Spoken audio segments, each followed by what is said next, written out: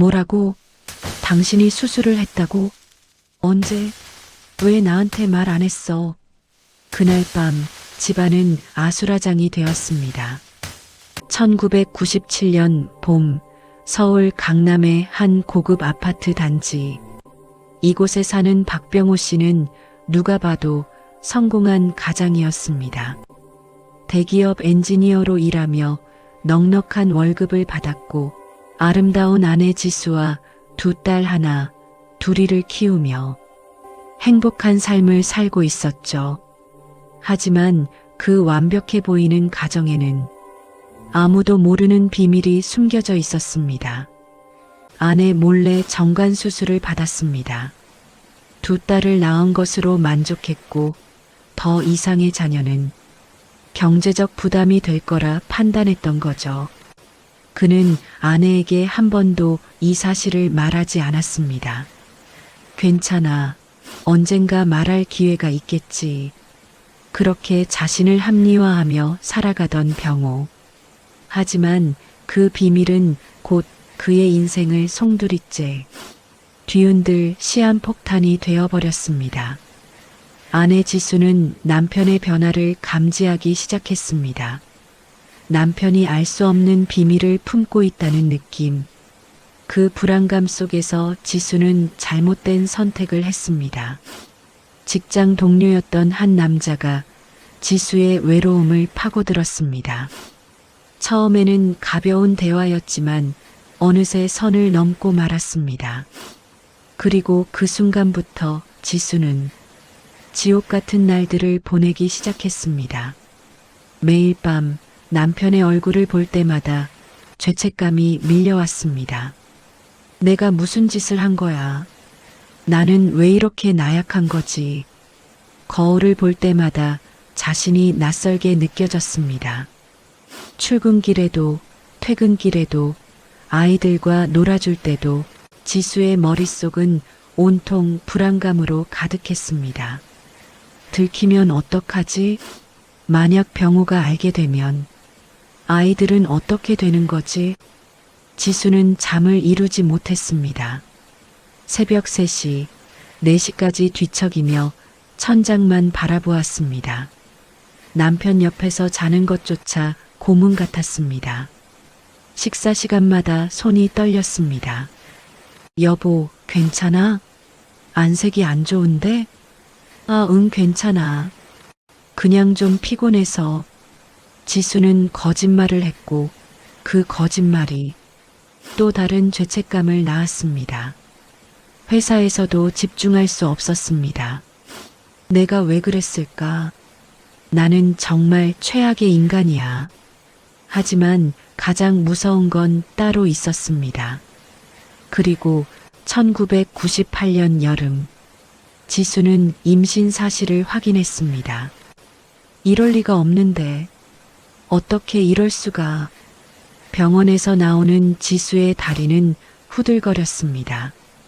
주저앉고 싶었지만 사람들의 시선이 두려워 겨우 걸음을 옮겼습니다. 집으로 돌아오는 길, 지수는 공포에 질렸습니다. 어떡하지? 이 아이가 만약에 병호의 아이가 아니라면. 손이 떨렸습니다. 온몸에 식은땀이 흐르고 심장이 터질 것 같았습니다. 아니야, 아닐 거야. 병호의 아이일 거야. 하지만 지수는 알고 있었습니다. 시기상 그 아이가 누구의 아이인지. 지수는 몇 주 동안 고민했습니다. 말해야 할까? 숨겨야 할까? 아이를 지워야 할까? 아니면 모른 척 낳아야 할까?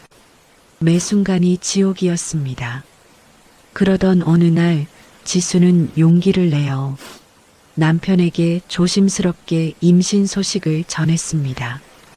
혹시 모른다는 희망을 품고 병호의 아이일지도 모른다는 작은 가능성에 매달리며. 하지만 병호의 반응은 충격 그 자체였습니다. 병호는 즉시 병원으로 달려갔습니다. 그리고 자신의 정관 수술 기록을 확인했죠. 의학적으로 그가 아이를 가질 수 없다는 것이 명백했습니다. 집으로 돌아온 병호의 얼굴은 분노로 일그러져 있었습니다. 이게 대체 무슨 짓이야? 내가 정관수술 받은 거 몰랐어.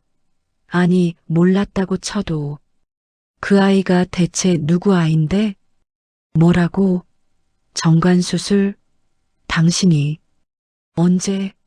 왜 나한테 말 안 했어? 그날 밤 집안은 아수라장이 되었습니다. 병호는 아내의 휴대폰을 확인했고 그곳에서 동료 남성과 주고받은 메시지들을 발견했습니다. 모든 것이 명백해졌습니다. 두 딸 하나와 둘이는 부모의 다툼 소리에 벌벌 떨며 방문 뒤에 숨어 있었습니다. 둘이야 무서워. 엄마 아빠가 왜 저래? 다음 날 병호는 냉정하게 이혼을 통보했습니다. 지수는 무릎을 꿇고 용서를 빌었지만 병호는 고개를 돌렸습니다. 당장 나가. 이 집에서 당장 나가란 말이야. 지수는 모든 것을 잃었습니다. 남편을 잃었고 두 딸을 잃었으며 세상의 손가락질을 받게 되었습니다. 그녀는 뱃속의 아이와 함께 집을 떠났습니다. 어디로 가는지도 모른 채 그저 이 치욕에서 벗어나고 싶은 마음뿐이었죠. 병호는 두 딸을 품에 안고 오열했습니다. 7살, 9살의 어린 딸들은 무슨 일인지도 제대로 이해하지 못한 채 아빠의 눈물만 바라보고 있었습니다. 아빠, 엄마는 언제 와? 병호는 대답할 수 없었습니다. 이렇게 한 가정이 산산조각 났습니다. 완벽해 보였던 가장의 삶은 한순간에 무너져 내렸고 병호에게는 두 딸만이 남았습니다. 그리고 그의 진짜 시련은 이제부터 시작이었습니다. 1998년 가을, IMF 외환위기가 대한민국을 강타했습니다. 병호가 다니던 대기업도 예외는 아니었습니다. 대규모 구조조정이 시작되었고 병호는 결국 명예퇴직 대상자 명단에 올랐습니다. 개인적인 문제로 업무 집중력이 떨어진다는 이유였죠. 박 대리, 미안하네. 자네 사정이 어려운 건 아는데 회사도 살아남아야 하지 않겠나? 병호는 14년간 다니던 회사를 떠났습니다. 퇴직금 3천만 원을 손에 쥐고 집으로 돌아오는 길, 병호의 어깨는 무겁기만 했습니다.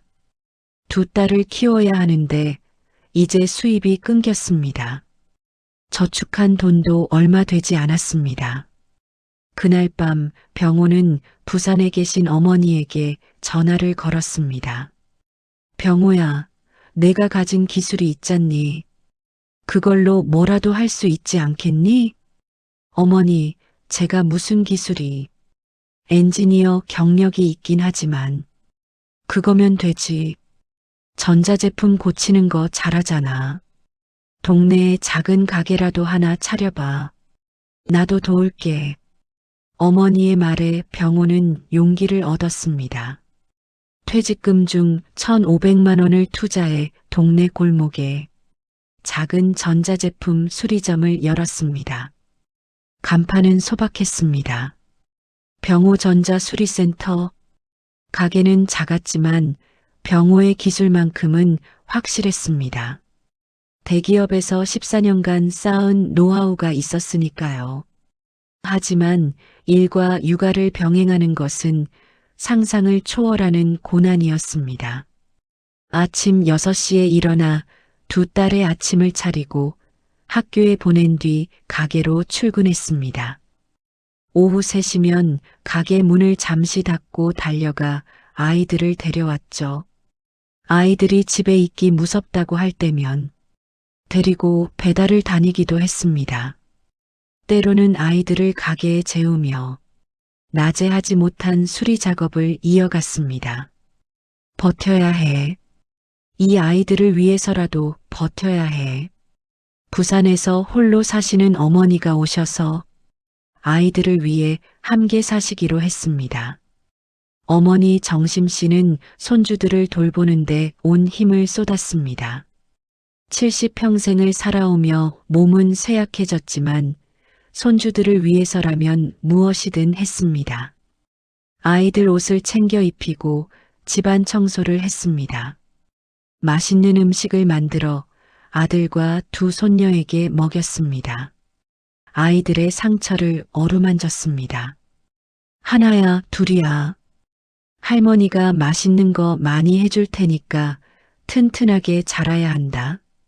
하지만 아이들의 상처는 쉽게 아물지 않았습니다.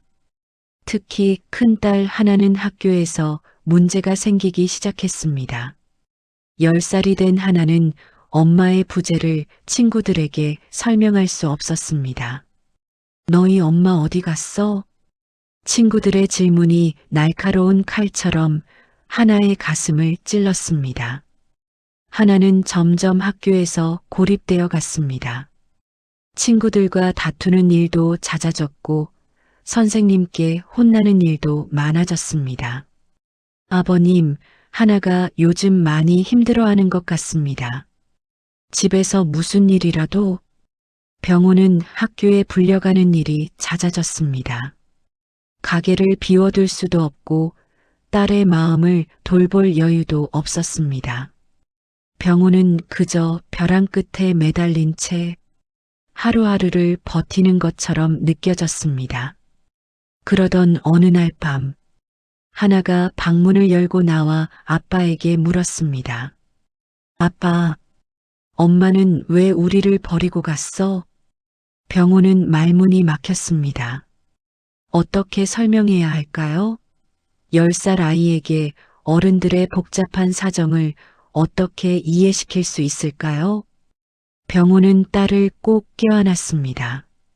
하나야, 아빠가 엄마 몫까지 다 할게. 약속한다. 정말? 아빠가 엄마처럼 해줄 수 있어? 그럼 아빠가 세상에서 제일 잘할 거야. 너희들을 지키고 행복하게 해줄 거야. 그날 밤 병호는 딸을 재운 뒤 혼자 거실에 앉아 눈물을 흘렸습니다. 그리고 다짐했습니다. 무슨 일이 있어도 이 아이들을 지키겠다고. 사업을 성공시켜서 딸들에게 떳떳한 아버지가 되겠다고. 버틸 거야. 끝까지 버틸 거야. 이 아이들이 당당하게 살 수 있을 때까지. 병호는 다음 날부터 더욱 열심히 일했습니다. 새벽 5시에 일어나 가게 청소를 하고 고객들에게 최선을 다했습니다. 그의 성실함과 뛰어난 기술력은 입소문을 타기 시작했습니다. 병호 수리점 사장님은 정말 실력이 좋아. 거기 가면 못 고치는 게 없더라. 조금씩, 아주 조금씩 병호의 가게는 손님이 늘어나기 시작했습니다. 하지만 병호는 알고 있었습니다. 이것만으로는 부족하다는 것을. 두 딸을 제대로 키우고 좋은 교육을 시키려면 더 큰 도약이 필요하다는 것을, 그리고 그 도약을 위한 기회가 곧 찾아올 것이었습니다. 하지만 그 기회는 동시에 더 큰 시련의 시작이기도 했습니다. 2002년 병호의 수리점은 4년 동안 꾸준히 성장했습니다. 이제는 동네에서 제법 알아주는 가게가 되었고 직원 2명을 고용할 정도로 규모가 커졌습니다. 빚도 조금씩 갚아나가고 있었고 두 딸도 건강하게 자라고 있었습니다. 병호는 처음으로 미래에 대한 희망을 품기 시작했습니다. 이제 조금만 더 하면 안정될 수 있을 거야. 그런 병호에게 한 가지 제안이 들어왔습니다.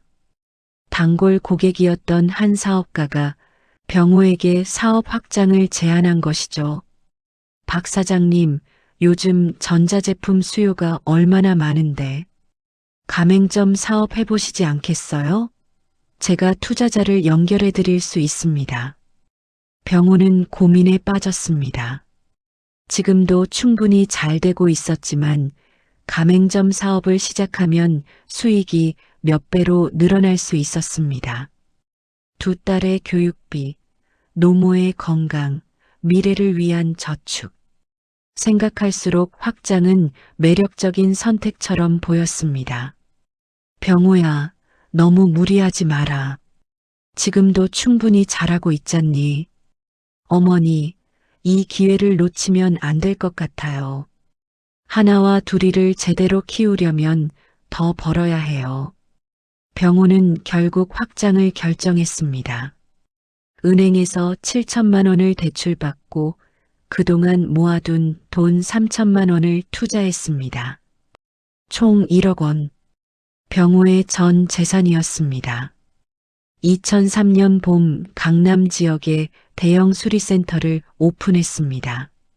최신 장비를 갖추고 직원도 5명으로 늘렸습니다. 처음 몇 달은 순조로웠습니다. 손님들이 많이 찾아왔고 매출도 꾸준히 올랐습니다. 병호는 꿈에 부풀었습니다.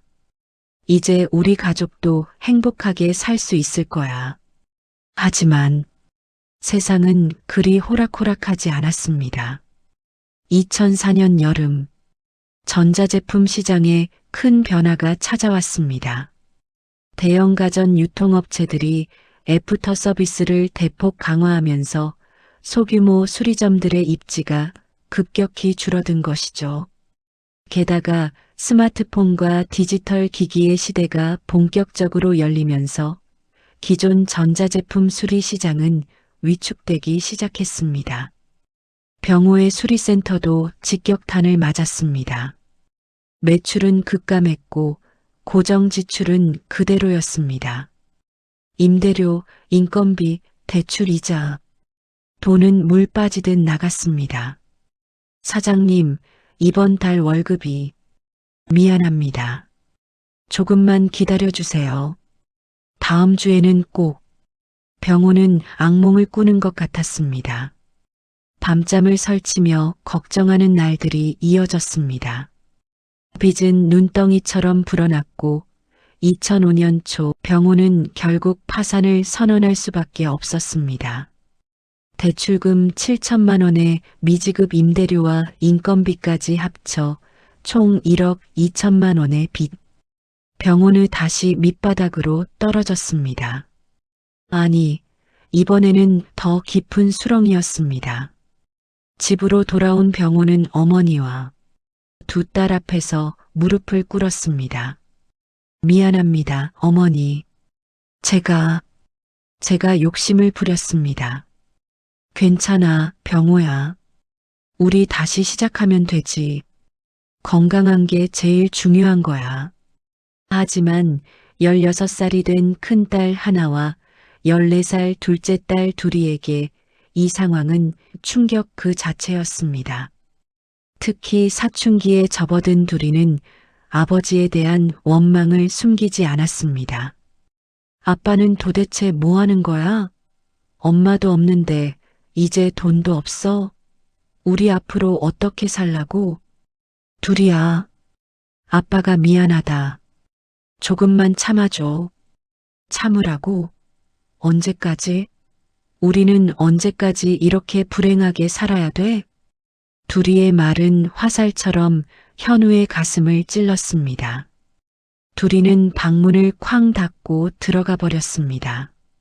병호는 주저앉아 고개를 떨구었습니다. 병호는 가슴이 미어지는 것 같았습니다.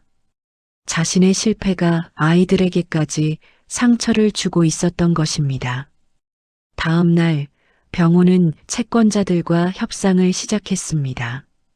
분할 상환 계획을 세우고 최소한의 생활비만 남긴 채 모든 수입을 빚을 갚는 데 쓰기로 했습니다.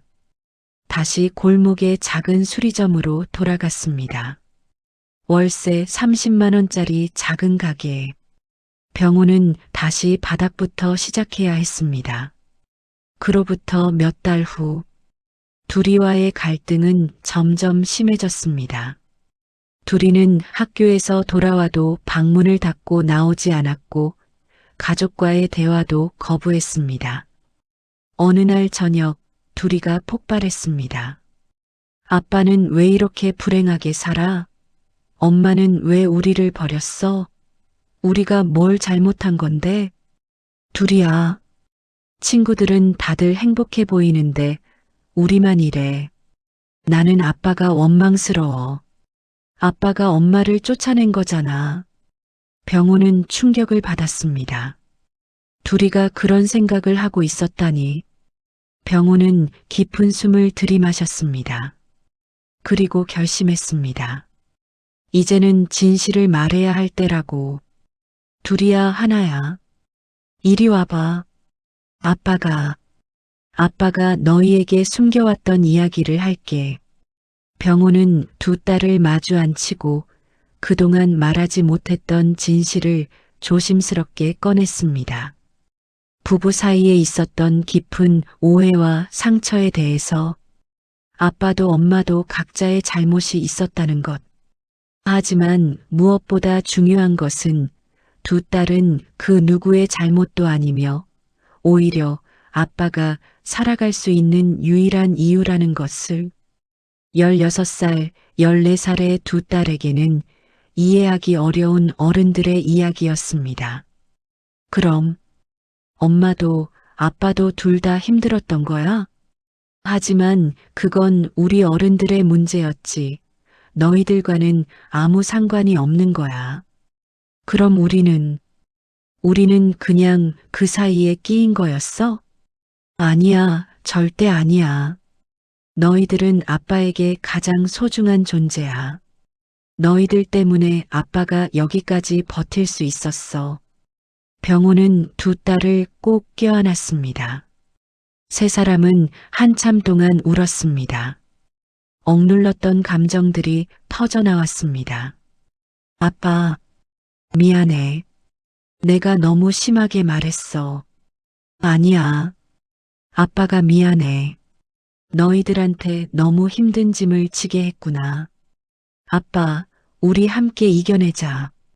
우리가 도울게. 그날 밤 가족은 처음으로 진정한 화해를 이뤘습니다. 오해가 풀리고 서로의 아픔을 이해하자 가족 사이의 신뢰가 다시 쌓이기 시작했습니다. 어머니 정심 씨는 눈물을 닦으며 손주들을 안았습니다. 우리 착한 애들, 할머니가 있잖니. 우리 힘을 합치면 뭐든지 할 수 있어. 병호는 다시 한번 다짐했습니다. 이번에는 제대로 해내겠다고. 무슨 일이 있어도 이 가족을 지키고 딸들에게 떳떳한 아버지가 되겠다고. 하지만 병호는 아직 몰랐습니다. 이것은 단지 시작에 불과했다는 것을, 더 큰 시련이 그를 기다리고 있다는 것을, 그리고 그 시련을 이겨낼 때 진정한 기적이 시작될 것이라는 것을. 2006년 병호는 다시 작은 수리점을 운영하며 조금씩 빚을 갚아나가고 있었습니다. 매달 200만 원씩 벌어서 생활비 50만 원을 제외하고 나머지는 모두 빚 상환에 쏟아부었습니다.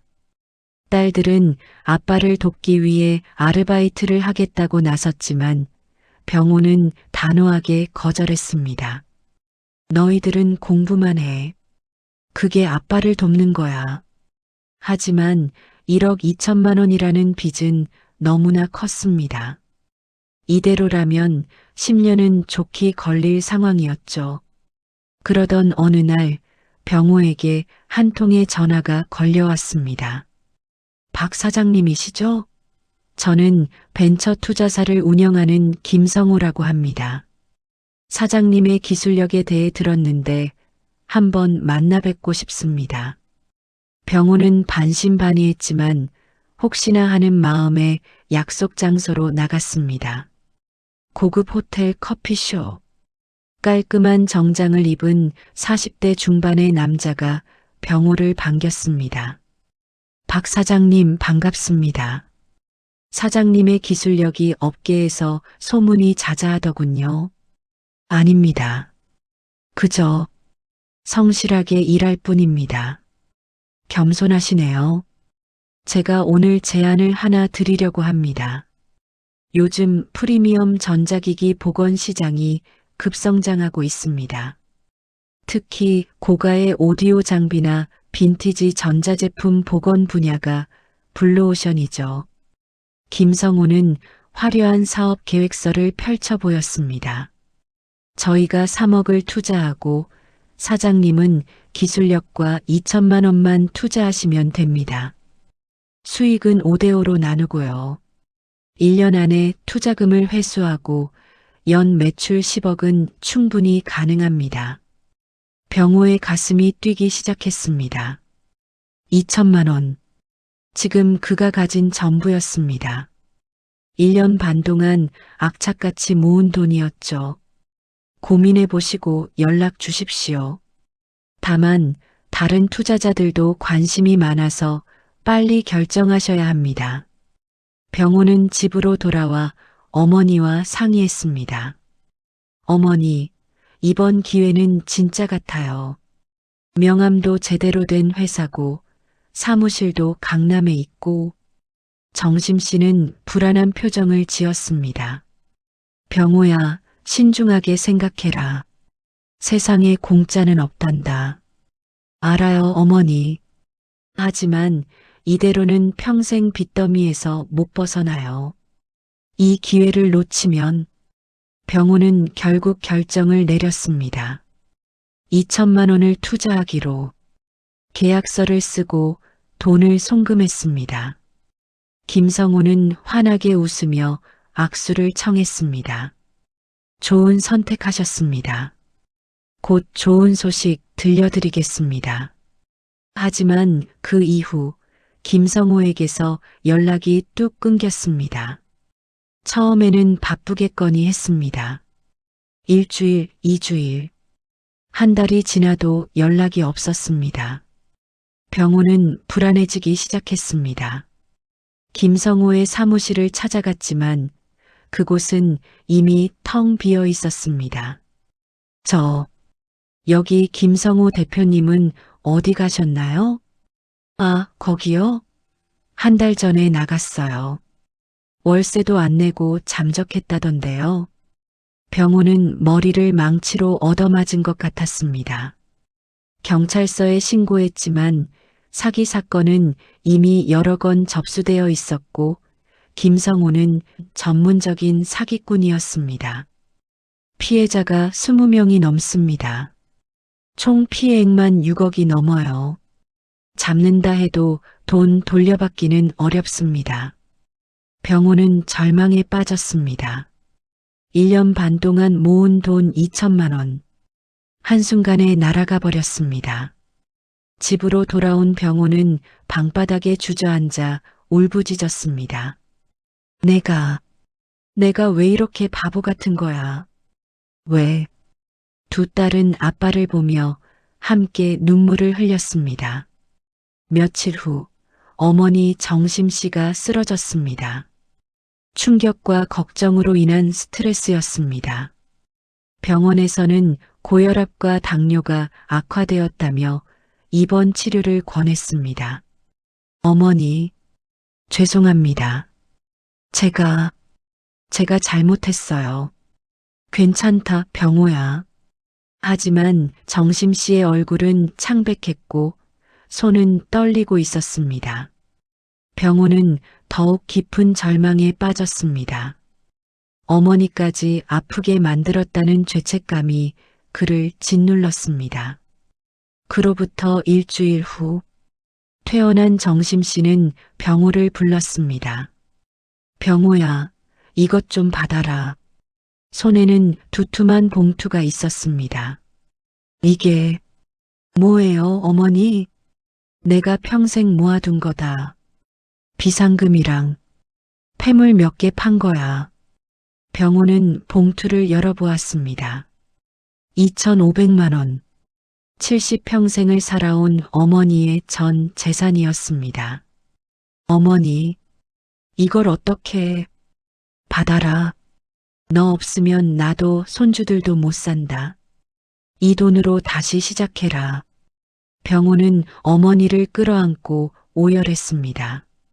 어머니, 어머니, 제가 어떻게 이런 은혜를, 은혜는 무슨 은혜야?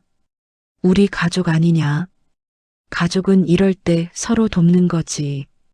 하나와 둘이도 할머니를 껴안으며 함께 울었습니다. 할머니, 우리가 꼭 갚을게요. 꼭요. 그래, 우리 착한 손주들. 할머니는 너희들만 잘 자라주면 그걸로 충분하단다. 그날 밤 병호는 어머니가 건넨 돈을 보며 다짐했습니다. 어머니의 이 희생을 절대 헛되이 하지 않겠습니다. 반드시 성공해서 보답하겠습니다. 병호는 더 이상 욕심을 부리지 않기로 했습니다. 화려한 제안에 속지 않기로 했습니다. 오직 자신이 가진 것, 14년간 대기업에서 쌓은 고급 엔지니어 기술력만을 믿기로 했습니다. 그리고 그 결심이 병호의 인생을 바꾸는 시작점이 되었습니다. 2007년 봄, 병호는 어머니가 준 돈으로 새로운 도전을 시작했습니다. 하지만 이번에는 달랐습니다. 무리한 확장도 화려한 사업 계획도 없었습니다. 오직 자신의 기술력 하나만을 믿었습니다. 병호는 프리미엄 출장 전자제품 복원 서비스라는 틈새 시장을 발견했습니다. 고가의 오디오 장비, 빈티지 카메라, 클래식 가전제품, 이런 제품들을 수리해 줄 곳은 많지 않았고 전문가는 더욱 귀했습니다. 병호는 작은 광고를 냈습니다.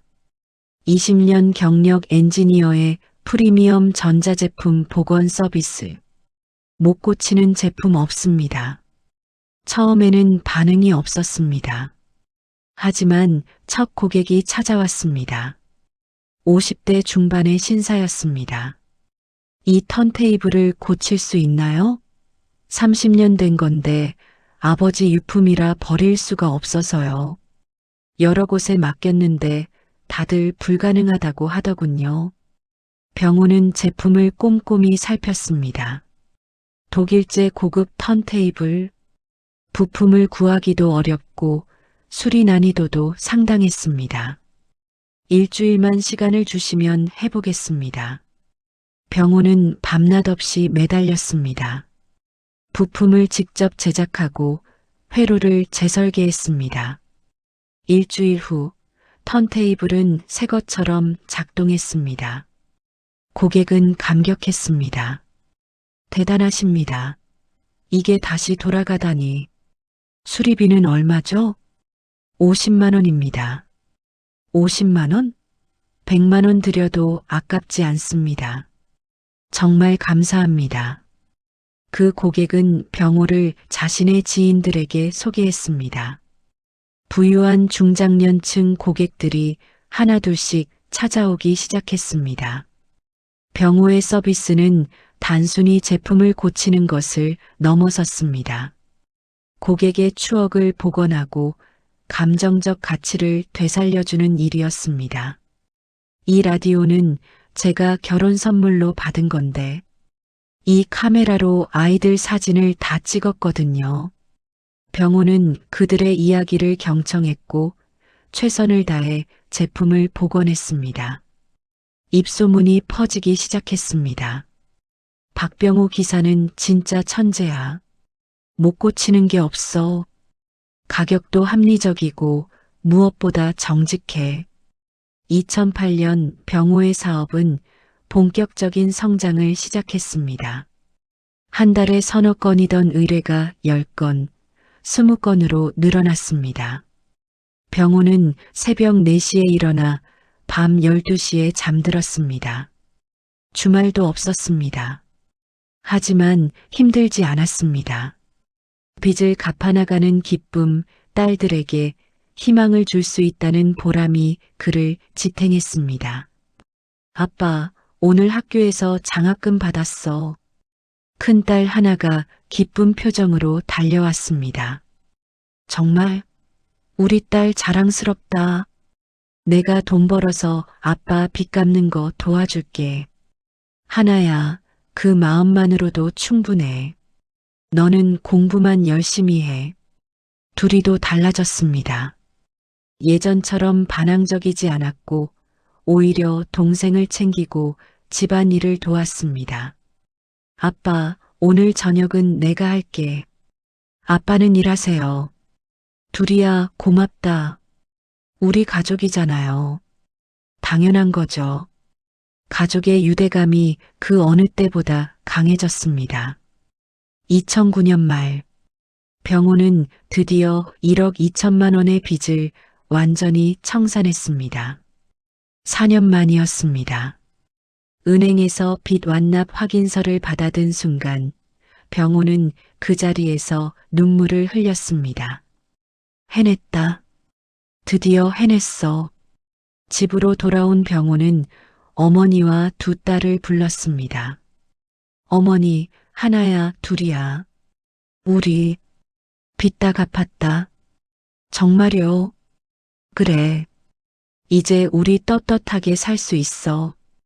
온 가족이 끌어안고 기쁨의 눈물을 흘렸습니다.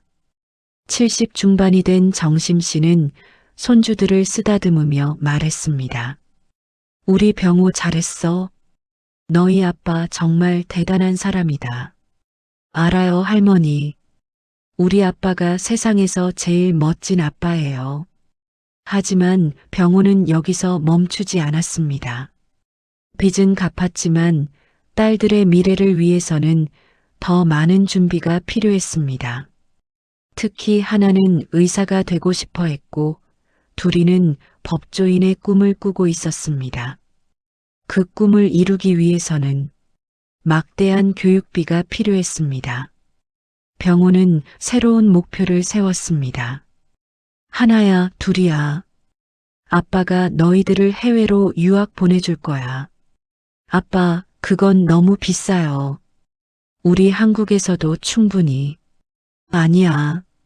너희들은 더 넓은 세상을 경험해야 해. 아빠가 책임질 거야. 직원 3명을 고용하고 고급 장비를 갖춘 작업실을 마련했습니다. 이번에는 신중했습니다. 무리한 대출은 하지 않고 벌어들인 수익으로만 투자했습니다. 병호의 명성은 날로 높아졌습니다. 방송국에서 빈티지 장비를 복원해달라는 의뢰가 들어왔고 박물관에서도 연락이 왔습니다. 수익은 가파르게 증가했습니다. 월 500만 원이던 수입이 1000만 원, 2000만 원으로 늘어났습니다. 병호는 그 돈의 절반을 저축했습니다. 딸들의 유학 자금을 모으기 위해서였습니다. 2012년 여름, 병호는 두 딸을 앉혀놓고 말했습니다. 하나야, 둘이야. 내년에 너희를 캐나다로 유학 보낼 거야. 정말요? 아빠, 돈은 괜찮아요? 걱정 마. 아빠가 다 준비했어. 너희들은 그곳에서 실컷 공부하고 꿈을 펼쳐.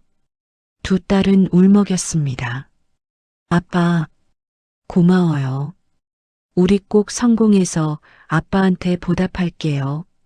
너희들이 행복하면 그게 아빠한테는 최고의 보답이야. 병호의 눈에도 눈물이 맺혔습니다. 지옥 같았던 지난 15년. 하지만 포기하지 않았기에 이 순간이 왔습니다. 어머니 정심 씨는 손주들을 껴안으며 말했습니다. 할머니 소원이 이루어지는구나. 우리 손주들이 훌륭하게 자라서 할머니 꼭 자주 연락드릴게요. 할머니 건강 챙기세요. 그래, 할머니는 괜찮아. 너희들만 건강하고 열심히 하렴. 2013년 봄, 병호는 두 딸과 어머니와 함께 인천공항에 섰습니다. 캐나다행 비행기를 타는 날이었습니다. 아빠, 할머니, 잘 다녀올게요. 그래, 조심히 가. 아빠는 여기서 응원할게. 병호는 딸들이 출국장으로 사라질 때까지 손을 흔들었습니다. 딸들의 모습이 보이지 않게 되자 병호는 그 자리에 주저앉아 울었습니다. 기쁨과 아쉬움이 뒤섞인 눈물이었습니다. 해냈다. 내가 해냈어. 그 옆에는 어머니 정심 씨가 있었습니다. 병호야, 너 정말 잘했어. 정말. 어머니 덕분입니다. 어머니 아니었으면 전 진작에 포기했을 거예요. 우리 함께 이겨낸 거지. 이제 조금만 더 힘내자. 병호는 더욱 열심히 일했습니다. 딸들의 학비를 보내야 했고 어머니를 봉양해야 했습니다. 하지만 이제 그 무게가 버겁지 않았습니다.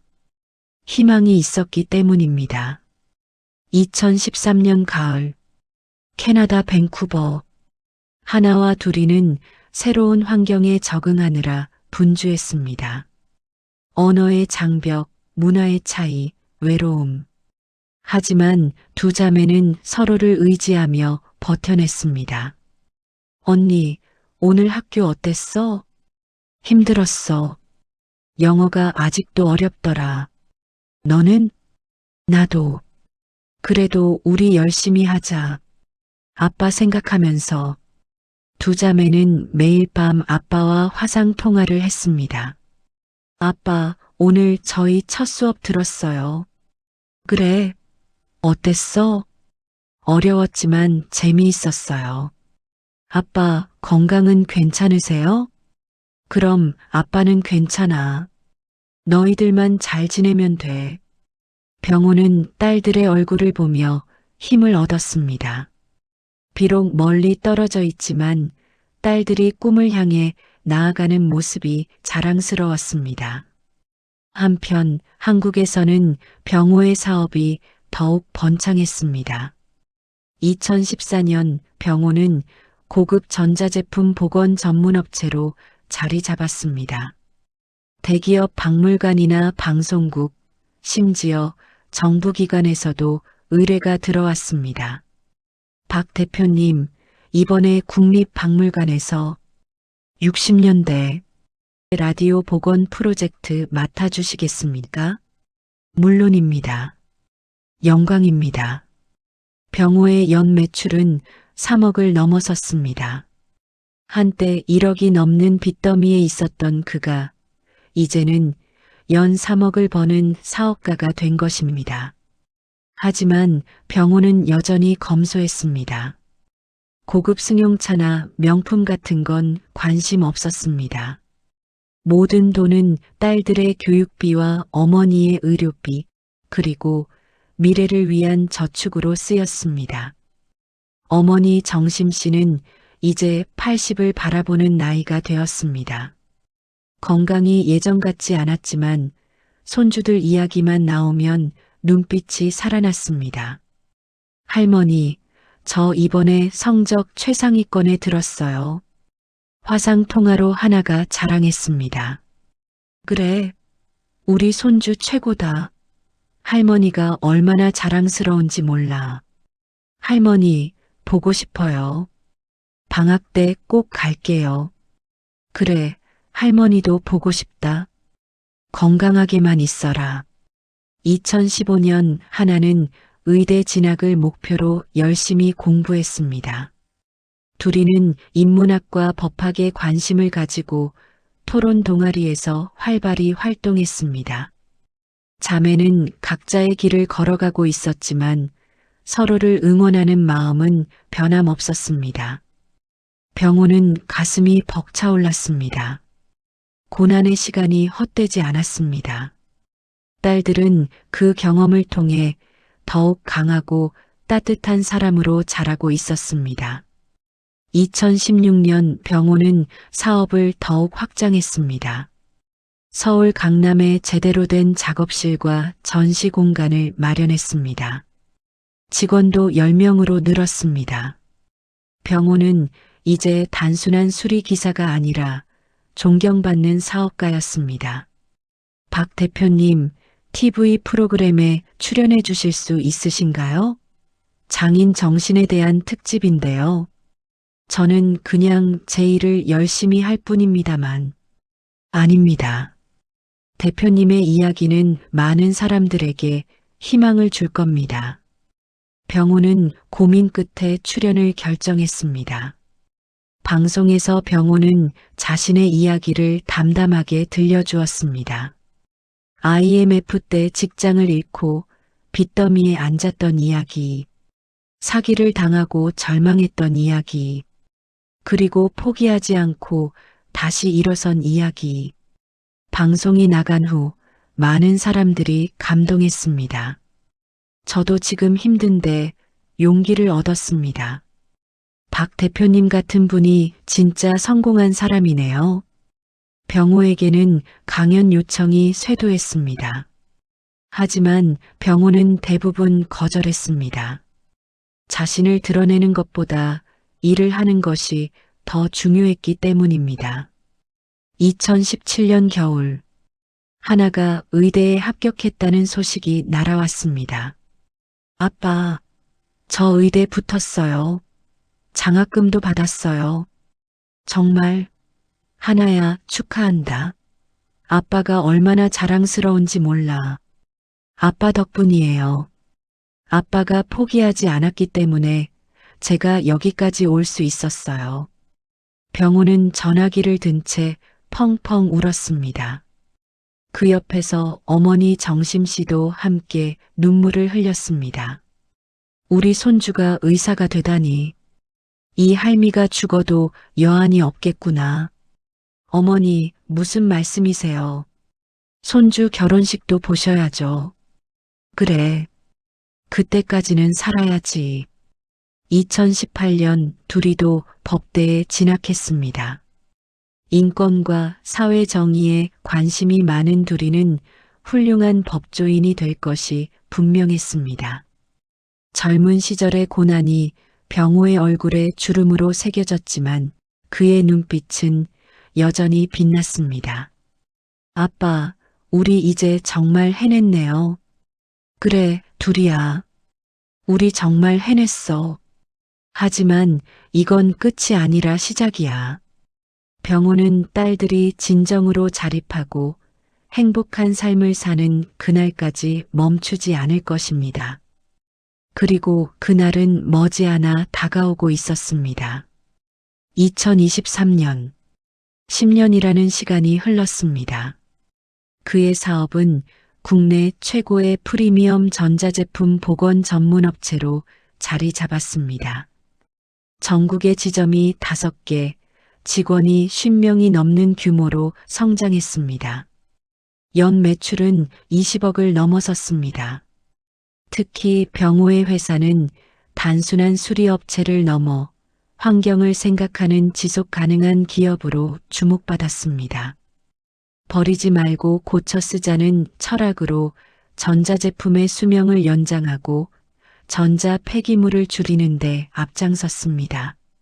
환경부로부터 녹색 기업 인증을 받았고 젊은 세대들 사이에서도 착한 기업으로 입소문이 났습니다. 박 대표님의 사업 모델은 환경 보호와 경제성을 동시에 달성한 훌륭한 사례입니다. 환경 단체들도 병호의 사업을 높이 평가했습니다. 한때 1억이 넘는 빚에 허덕이던 그가 이제는 자산 10억이 넘는 성공한 사업가이자 환경운동가로 인정받게 된 것입니다. 하지만 병호의 진짜 자랑은 재산이 아니었습니다. 바로 두 딸이었습니다. 큰딸 하나는 캐나다 토론토의 한 종합병원에서 내과 전문의로 일하고 있었습니다. 환자들에게 사랑받는 유능한 의사였습니다. 둘째 딸 둘이는 밴쿠버 대학에서 인문학 교수로 재직 중이었습니다. 2023년 여름, 병호는 캐나다로 날아갔습니다. 하나의 병원 임용식에 참석하기 위해서였습니다. 이제 하나 박 선생님을 소개합니다. 하나는 흰 가운을 입고 단상에 올랐습니다. 저는 한국에서 온 이민자 가정의 딸입니다. 어린 시절 가난했고 아버지는 혼자서 저희 두 자매를 키우셨죠. 하지만 아버지는 포기하지 않으셨고 그 덕분에 제가 오늘 이 자리에 서게 되었습니다. 하나는 객석의 아버지를 바라보았습니다. 아빠 사랑해요. 그리고 고마워요. 병호는 눈물을 참을 수 없었습니다. 옆에 앉은 어머니 정심 씨도 손수건으로 눈물을 닦았습니다. 85세의 고령이지만 손녀의 성공을 보기 위해 먼 길을 마다하지 않았습니다. 임용식이 끝나고 가족은 함께 식사를 했습니다. 할머니, 제가 병원에서 제일 좋은 환자실 하나 예약해뒀어요. 할머니 건강검진 받으세요. 아이고, 우리 손주가 의사가 되더니 이렇게 챙겨주네. 당연하죠. 할머니가 저 키워주셨잖아요. 둘이도 함께였습니다. 아빠 다음 달에 제 책이 출간돼요. 한국에서도 번역 출판된대요. 정말? 무슨 내용인데? 가족의 회복력과 사회적 트라우마에 대한 연구예요. 사실 우리 가족 이야기에서 영감을 많이 받았어요. 병호는 두 딸의 손을 잡았습니다. 아빠는 너희들이 너무 자랑스럽다. 아빠가 있었기에 우리가 여기까지 올 수 있었어요. 그날 밤 호텔 방에서 병호와 어머니는 긴 대화를 나눴습니다. 어머니, 우리 정말 해냈네요. 그래, 병호야. 내가 잘했어. 정말 잘했어. 어머니 아니었으면 불가능했을 겁니다. 어머니의 그 2,500만 원이 전환점이었어요. 돈이 뭐가 중요하니? 가족이 함께 이겨낸 게 중요하지. 이제 편히 쉬세요, 어머니. 제가 모시고 살게요. 아니야, 나는 아직 팔팔해. 증손자 보고 가야지. 두 사람은 웃으며 포옹했습니다. 그해 가을, 병호는 기업가 포럼에 초대받았습니다. 오늘 저희가 모신 분은 역경을 이긴 장인이자 환경을 생각하는 기업가로 불리는 박병호 대표님입니다. 병호는 단상에 올라 자신의 이야기를 들려주었습니다. IMF 때 직장을 잃고 싱글 대디가 되었던 이야기, 파산하고 사기를 당했던 이야기, 그리고 포기하지 않고 다시 일어선 이야기. 저는 특별한 사람이 아닙니다. 그저 가족을 위해 포기하지 않았을 뿐입니다. 그리고 제품을 고치는 일이 단순히 돈을 버는 일이 아니라 환경을 지키고 자원을 아끼는 의미 있는 일이라는 것을 깨달았습니다. 제가 오늘 여러분께 드리고 싶은 말씀은 이것입니다. 아무리 어려워도 포기하지 마십시오. 가족을 믿고 자신을 믿으십시오. 그리고 정직하게 일하십시오. 반드시 길은 열립니다. 청중들은 기립박수를 보냈습니다. 강연이 끝나고 많은 사람들이 병호에게 다가왔습니다. 대표님, 제게 큰 용기를 주셨습니다. 저도 지금 힘든데 포기하지 않겠습니다. 병호는 그들의 손을 잡으며 격려했습니다. 힘내십시오. 당신도 할 수 있습니다. 2024년 봄, 둘이의 책이 한국에서 베스트셀러가 되었습니다. 가족의 힘, 트라우마를 넘어선 회복의 여정. 책은 병호 가족의 이야기를 바탕으로 쓰여졌고 많은 사람들에게 희망을 주었습니다. 이 책의 주인공은 제 아버지입니다. 둘이는 한국 언론과의 인터뷰에서 밝혔습니다. 아버지는 세상에서 가장 위대한 영웅입니다. 슈퍼히어로처럼 화려하지는 않지만 매일 조금씩 앞으로 나아가며 가족을 지켰습니다. 그것이 진정한 용기라고 저는 생각합니다. 병호는 딸의 인터뷰를 보며 또 한 번 눈물을 흘렸습니다. 자신이 힘들었던 순간들이 이렇게 누군가에게 희망이 될 줄은 몰랐습니다. 그해 여름 병호는 어머니를 모시고 다시 캐나다로 날아갔습니다. 두 딸과 함께 가족여행을 가기 위해서였습니다. 로키 산맥의 아름다운 풍경 앞에서 네 사람은 사진을 찍었습니다. 김치. 하나, 둘, 셋. 그 사진 속에는 행복한 미소가 가득했습니다. 80 중반의 어머니, 환갑을 바라보는 아들, 30이 넘은 두 딸. 네 사람의 얼굴에는 고난을 이겨낸 자들만이 가질 수 있는 평온함이 있었습니다. 아빠, 우리 정말 행복하죠? 그래, 둘이야. 우리 정말 행복해. 앞으로도 계속 이렇게 함께 있을 거죠? 물론이지. 영원히. 병호는 하늘을 올려다보았습니다. 한때 자신을 떠났던 아내 지수를 떠올렸습니다. 병호는 더 이상 원망하지 않았습니다. 모든 것을 용서하고 평화로운 마음으로 살아가고 있었습니다. 그리고 그것이 진정한 성공이었습니다. 2025년 봄, 캐나다 밴쿠버. 아름다운 봄꽃이 만발한 정원에서 결혼식이 열렸습니다. 신부는 하나였습니다. 신랑은 같은 병원에서 일하는 외과 전문의 마크였습니다. 한국계 캐나다인으로 착하고 성실한 청년이었습니다. 결혼식장에는 200명이 넘는 하객들이 모였습니다. 하나의 동료 의사들, 대학 동기들, 그리고 한국에서 날아온 하객들. 하지만 병호에게는 단 두 사람만 보였습니다. 86의 고령으로 휠체어에 앉아 계신 어머니 정심 씨, 그리고 눈물을 글썽이며 언니를 바라보는 둘째 딸 둘이. 신부 아버지께서 신부와 함께 입장하시겠습니다. 음악이 울려 퍼졌습니다. 병호는 하나의 팔을 잡고 천천히 걸었습니다.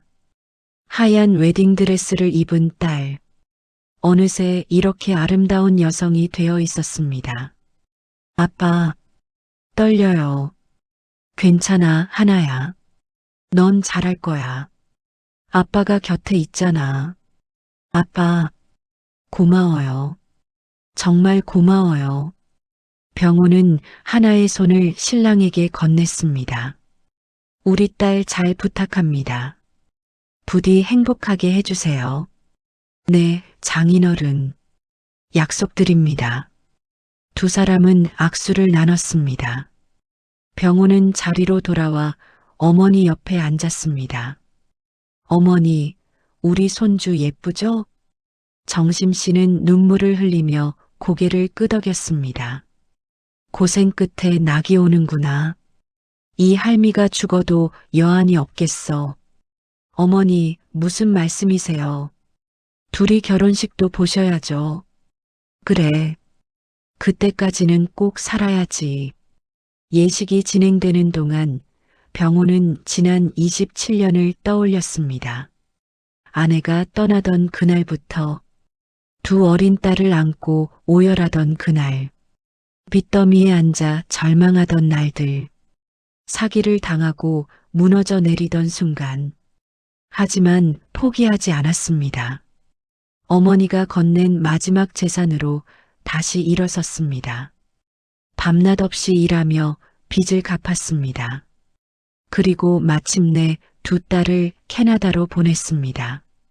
사랑하는 사람들 앞에서 이 두 사람이 부부가 되었음을 선언합니다. 박수가 터져 나왔습니다. 하나와 마크는 키스를 나눴습니다.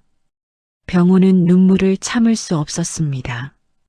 옆에서 둘이가 아빠의 손을 잡았습니다. 아빠, 울지 마세요.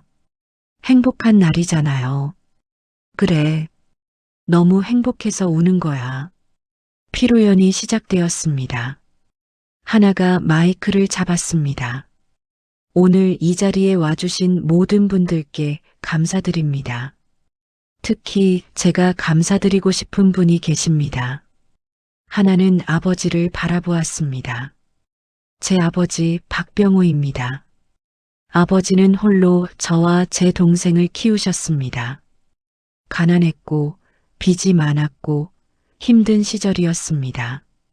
하지만 아버지는 단 한 번도 포기하지 않으셨습니다. 하객들은 숙연해졌습니다. 아버지는 우리에게 최고의 교육을 시켜주셨고 무한한 사랑을 주셨습니다. 오늘 제가 이 자리에 설 수 있는 것은 전적으로 아버지 덕분입니다. 하나는 눈물을 흘리며 아버지에게 다가갔습니다. 아빠 사랑해요. 그리고 정말 고마워요. 아빠는 제 영웅이에요. 병호는 딸을 끌어안았습니다. 아빠도 사랑한다, 하나야. 너는 아빠의 자랑이야. 객석의 모든 사람들이 눈물을 흘렸습니다. 그것은 단순한 결혼식이 아니었습니다.